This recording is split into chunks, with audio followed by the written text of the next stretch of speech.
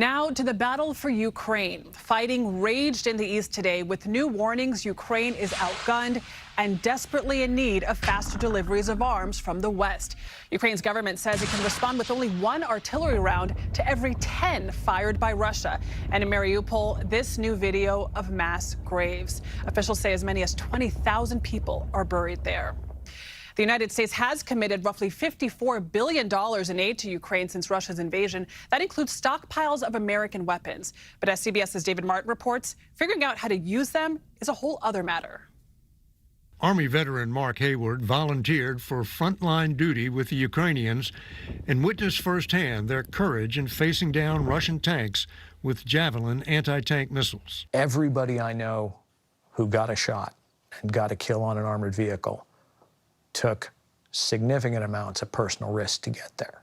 But he came back frustrated by what he sees as the Achilles heel of the Biden administration's efforts to arm Ukraine. The supply system is not working if you can't get the tools that you need to make the stuff you have more effective. Hayward and the Ukrainians he was advising outside Kherson suffered from a crippling shortage of batteries needed to operate the Javelins. Only one battery for the launch unit had been shipped, and that battery will only run the launcher for about 4 hours, and it'll only let you launch 2 to 4 missiles. Without spare batteries, the Ukrainians couldn't even train with the Javelins, much less fight. Hayward, a former Special Forces medic, had to come up with a workaround. Did you know how to operate the Javelin? Not when I went in country, sir. But you were their trainer. We taught ourselves. We learned next to our students. This sounds like a pretty fly-by-night operation. It had a strong air of we're making this up as we go along. Here's what Hayward and his battle buddies made up. This shell gave us the connector that we needed to route power from the motorcycle batteries to the Javelin launcher. So that's what you were using as your power source, motorcycle batteries. Yes, sir. But without a battery,